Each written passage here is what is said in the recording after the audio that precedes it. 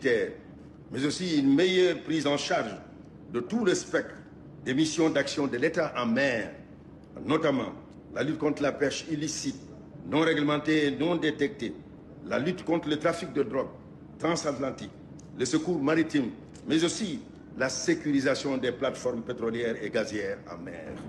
C'est ici, à Concarneau, dans le Finistère, à 500 km de Paris, sur les chantiers navals Piriou, qu'il a été construit. Débuté avec la signature des contrats le 17 novembre 2019, sa construction a duré 3 ans. La livraison de ce navire est le fruit d'une longue relation de travail entamée il y a près de 8 ans. Cette livraison est donc avant tout le fruit de cette confiance que vous nous avez témoignée, Monsieur le Ministre, Maître Kaba, et je vous en remercie très chaleureusement. Baptisé Wallo, ce premier patrouilleur lance-missile de la Marine nationale est long de 63 mètres. Sa largeur fait 9,5 mètres pour une charge totale de 650 tonnes.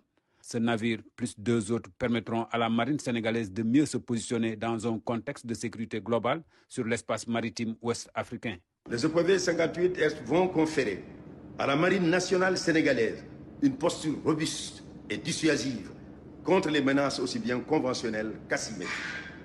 Par ailleurs, il convient aussi de souligner qu'au-delà des missions de défense, les EPV 58 Est contribueront au rayonnement des armées sénégalaises dans le cadre d'un mécanisme de sécurité maritime collective basé sur l'architecture opérationnelle du Code de conduite de Yaoundé relatif à la prévention de la piraterie, des vols à main armés à l'encontre des navires et des activités maritimes illicites en Afrique de l'Ouest et du Centre. Autre caractéristique, il peut naviguer au diesel ou à l'électricité en fonction des circonstances avec une autonomie qui dépasse 21 jours. Les 2 autres en finition seront réceptionnés bientôt. Des équipements qui permettront à la marine sénégalaise